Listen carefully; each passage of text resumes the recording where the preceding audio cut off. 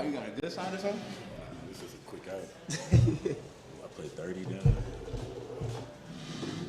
31. Okay, everybody, we got Barrington, Hargress, and then got Dak. Go ahead and open up for questions.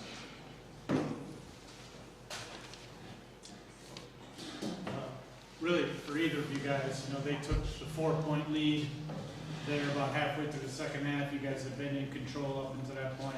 What were some of the talks in the huddle out on the floor to obviously get it together and you guys kind of pull away down the stretch? I would say just stay together, get situated defensively. A lot of we understand how talented we are offensively, so a lot of our talks in our huddles is really how can we get situated defensively and make sure that we're just imposing our will on the defensive end. Bangot, you guys had that early alley-oop that kind of got the crowd going. What did you see when that pass came up, and did you have confidence that you were going to be able to grab it out of the sky? I just seen the ball, and I know I'm going to go get it. I told him before the game, bro, just go throw it at the square. I'm the only person that can go get it, so that's all I was thinking, go dunk it. Bangot, going back to that run that Pat just asked about, earlier in the game when Elijah was on the bench, you guys kind of struggled as far as limiting runs, but during that, that run came after he got his fourth foul. What Tad has named you as a guy who stood out beyond Elijah as a leader. What does it mean for you to take on that role and how have a big game tonight when that happens? It means a lot because my team is probably going to look at me up next probably when someone like Elijah is, not feeling their best or in foul trouble a little bit. So I got a responsibility of keeping the team together and just making sure everybody's on the same page. And yeah, it's just all about taking care of your responsibility. And I feel like everyone on the team is figuring out just do your job and we'll get the job done. Barrington, you got to share the floor a little bit more with Isaiah tonight. There was a little bit of a run at the end of the first half from UC Davis, got some momentum, but him and Josiah came off the bench and really played good. Can you just speak on those freshmen's growth recently, especially controlling a high-tempo game? I mean, it's a everyday thing with them. You can see it in practice where me, Felix, all the guards in that room, we go at each other. So it's no surprise that our freshmen are waking up like that, and they're actually applying pressure to the other team. So I'm not surprised at it. I know Josiah's been ready. He's been in the gym, and then Isaiah's comfortability keeps growing, and he's going to keep on getting smarter and getting used to college basketball. So those two are going to be really scary, and they're going to be really useful for us down the stretch. Barrington, you made some strong kick-outs and reads. How would you say your comfortability is with initiating the offense? I'm extremely comfortable initiating that on this offense. That's what they brought me here to do, and I take extreme pride in that because the first thing I thought about when I came here was the amount of threats that I have, like BD, like Sebi, even Isaiah alone. There's a handful of guys that I have at my disposal, so I feel extremely comfortable in this offense. Barrington, no turnovers tonight as well. What are you seeing out there on the court that's been working for your passing game? Really just being aggressive, getting downhill, playing off two, and then just trusting my guys. There's a lot of conversations in practice. There's a lot of mistakes that you get in practice that I'm being very aggressive and just trying to push what I can do as far as being a passer and being able to create for my guys. Bangot, in the preseason, there's a couple times you admitted you were still kind of maybe getting up to speed with the knee and being off over the summer. How close are you to kind of being your real self at this point? It seems like you're moving even better than you were in game one. I feel like I'm getting closer, but I feel like I won't really know until I'm fully confident in my game. I feel like dribbling the ball, shooting the ball, just going out there and playing the way I know how to play. But I definitely feel a difference from game one to this game also. But I'm feeling better day by day. Bangot, being around 3 years, being around the entirety of Felix's career here, what was it like to see him explode a little bit offensively as a guy who's more of a glue guy, defensive type of player? It's great because he does this every day in practice, so it's no surprise to me. But Felix is the best defender on the team, so we're asking a lot out of him to go guard the best player every day. Mm-hmm. And I had to let him know today how much I appreciate him because he's guarding two people at one time most of the time. So I appreciate Felix for that. But offensively, it's really good to see him go out and have a game like this because he's using a lot of energy every single game guarding the best player, even in practice guarding Barrington or Isaiah or Josiah every single day. So it's starting to pay off for him. Barrington, the team, the last couple games seem to have made strides on defense compared to the first couple. Just statistically, a step backwards from that tonight defensively. But what was UC Davis doing? What made them so tough to guard out there tonight? I mean, they're a team that runs their stuff. They'll force you to guard the actions for all 30 seconds of that shot clock. So they definitely gave us some long possessions. And then they also just played really hard. They tried to get as many offensive rebounds. Gave up 7. That's not ideal what we want to give up, but just they played hard. They got to the actions and they put us in some tough positions. So we got to do better of just imposing our will and making it more of a difficult environment to run your offense around. Anything else? All right, guys. Thanks. Appreciate it. Thanks, guys.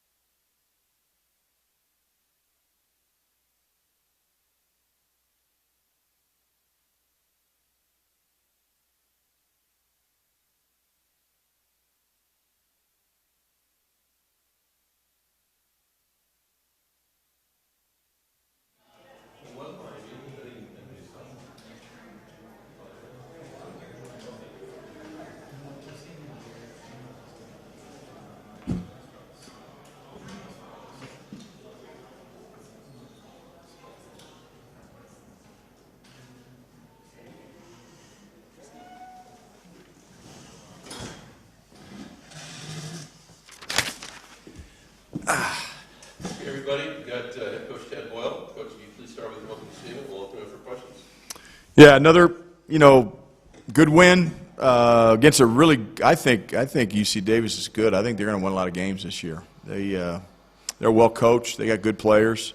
I thought our depth kind of wore them down a little bit tonight, but people are going to see this score that weren't here tonight, whether it's tonight, whether it's tomorrow, whenever, and they're going to say, oh, yeah, Colorado took care of UC Davis, and they should, and it was an easy victory. It wasn't easy. I mean, you guys saw that. They came back, took the lead in the second half, and we finished it out strong. But we got a lot of room for improvement with this group, and it starts at what end of the floor. It's not our offense. 24 assists, 10 turnovers, scoring 95 points. And we're doing that with a lot of bad possessions. We're doing that with a lot of bad shots. So we still have room to grow on that end of the floor, too. It's not like we're in midseason form offensively, but we're sure as hell not there defensively. That was a message maybe down the stretch that they took the 4-point lead there. Yeah. 9 or 10 minutes left, and you guys turned it around in a hurry. Yeah. What was kind of the message to the team? Well, look, we had a couple whistles go against us there. Two foul calls on us and one no foul call on them, and so sometimes you have to weather those storms too. But I thought our guys grinded it out, and we started switching the ball screens there down the stretch because their ball screen defense, our ball screen defense, was breaking down a little bit. Again, we weren't rotating. We got some selfish players on defense. You always think of unselfishness and selfishness on offense, not sharing the ball, not moving the ball. We got some selfish defenders that are saying, okay, I'm gonna guard my man, but I'm not gonna help that that guy who's rolling to the basket, and that's your job to help. And our job is to rotate with a sense of urgency. So we got to fix that. There's no doubt about it. And good. The great thing for us guys is we no school next week. No class scheduled to worry about. You can get in the gym with them. You can get in the film room with them. We can occupy a little bit more of their time, and that's what we have to do on Monday, Tuesday, and Wednesday of next week. And we're going to do that. We're going to get better. And now we got to go on the road for a couple neutral court games. Talking about that run. When Elijah Malone was out of the game earlier in the contest, it seems like that's when you guys struggled, but that run came right after he got his 4th foul. What did you see from a leadership standpoint from you guys tonight? Yeah, again, Elijah, there's sometimes a plus minus with him, and I think he's become a much better ball screen defender. But when number 7 for them, who's a hell of a player, by the way, he started picking and popping and making threes. That's hard because the ball screen coverage we're in with Elijah is not a switch. So we started trying to double team the ball when Elijah was in a ball screen and force rotations. We did that one time. He got the ball and backed Felix down and scored on him. But when we started switching 1 through 5, when Elijah went out with that 4th foul, that's when we really started putting some stops back to back to back. And obviously, Isaiah hit a big 3 in transition, and Sebi hit another one right on top of him and kind of blew that thing out. But the switching on the ball screens down the stretch really made a difference. Coach, 18 of 21 from the free throw line. Does it give your team more confidence to be aggressive and attack the basket, knowing that you're going to be able to knock down those extra points? Absolutely, yeah. And, we had a game or two, I think, out of the gate this year where we didn't shoot the ball from there. We've been traditionally a really good free throw shooting team at Colorado, and it's because I challenge our guys to work on it. We spend 0 time in practice. We might do some pressure free throws at the end of practice sometimes just to get them on edge a little bit to make them when they count. But they got to get in the gym and do that. And our guys, the one thing I like about our team is they're committed. They want to be good. They when you challenge them, they accept those challenges, and they've accepted that free throw challenge, and that's what you have to do to win games. You have to be able to get stops and make free throws, and I feel comfortable in one of those. I don't feel comfortable in the other one. It's a helpless feeling on that bench sometimes. Coach, you mentioned earlier, but 24 assists on 34 field goals. That's a pretty darn good ratio. Yeah. Barrington again tonight, 9 assists without one, without a turnover. just how much pride and was it a message of emphasis you guys talk about and share in the basketball to create opportunities? You seem to get a lot of layups inside tonight. Yeah, we did. You know, we knew when we got the ball in the paint, you know, they really try to junk the defense up. They start in zone, then they go man. We were just trying to run our offense, and our guys did a pretty good job of that. But when we got the ball deep in the paint, you know, we'll get any shot you want. You're either going to get something at the rim, you're going to get a dump off. We got a couple dump offs in there to BD. You can kick it out for a three. So, yeah, I mean, we want to have a high assist to turnover ratio, and I think Barrington is playing at an elite level. He had 11 assists, I think 1 turnover. Maybe it was against Providence. 11-1. This is tonight's 9-0. I mean, that's elite level. Sebastian Ranchik, you know, I talked to our team about that the other day. He's coming in tonight. He was 11 assists, 3 turnovers. He had 5 and 2 tonight. So we'll take that from him. He's doing a good job being a playmaker, you know, from his position, because we know he can score the ball. But when he starts distributing the ball, we're really hard to guard. And Barrington's doing a great job of it. I mean, he really is. He's playing with poise and confidence, and he's fun to play with. You know, our guys like playing with Barrington.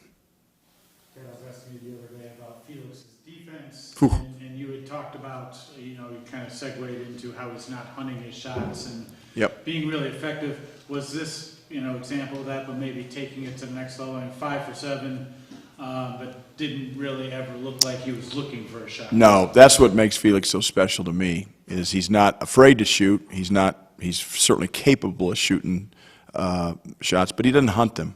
And so, you know, his defense tonight on Sevilla, he's a good player, that little guy. He didn't look like it tonight because he had Felix Casares guarding him. I mean, he was without a doubt our best defensive player tonight, and he usually is night in and night out. I mean, he's had some tough fouls go against him that, you know, we've got to continue to try to monitor and get better at. But he takes pride in that end of the floor, and then offensively he just takes what the game gives him. He doesn't force things, and that's why he's shooting such a good percentage. I mean, coming in the game, I think he was like 66% or something. I don't know what he is now, but it's pretty darn good. I was wondering if you could kind of speak more on the altitude from your perspective, just because UC Davis, they pressed at times. Then there were times where number 7 could barely get past half court, and you guys start pushing the pace. What was it like from your Yeah, we wore them down. I thought our depth really showed down the stretch. I think their lack of depth showed. You know, altitude is real. There's no doubt about it, and so that's why, you know, playing at a pace that we need to play at is so important for teams that come in, especially from sea level. So, big part of the game tonight for sure. And you know, I thought our starters did an unbelievable job. They jumped out to a 10-0 lead, you know, at the first media timeout. I don't think our bench gave us much. You look at the plus minus tonight, that's pretty apparent. Our bench wasn't ready when they came in. They didn't. They cut that thing to 10-8. You know, when we started subbing. So I told our guys, everybody's got a responsibility in this team. If you're starting, you have a responsibility to get off to a good start. If you're coming off the bench on this team, it's important you come in and you give this team a lift. And our bench did not do that tonight. We had some guys that were freshmen that played like freshmen tonight. And I told you guys it was going to be like that sometimes, and we had a couple of them tonight that it was like that. But in the second half, they did a much better job, I thought. So. Ted, if you don't mind looking forward a little bit, you got your first road trip next week. Yep.